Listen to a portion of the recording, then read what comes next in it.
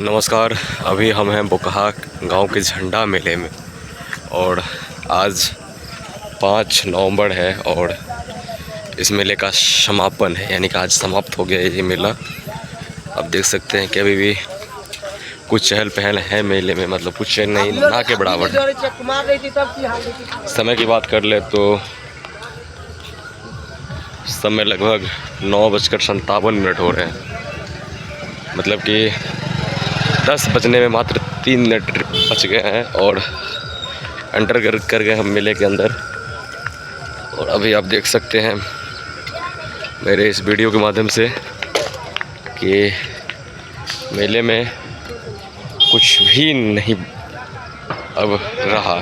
कुछ लोग आपको दिख रहे होंगे और कुछ दुकानें खुली हुई है, ठेले वेले, रेहड़ियाँ लगी हुई है इधर। कुछ लोग हैं, आज आखिरी दिन है मेले का, 5 नवंबर आज है, ठीक है। चलिए आपको हम झंडा के पास लेकर चलते हैं।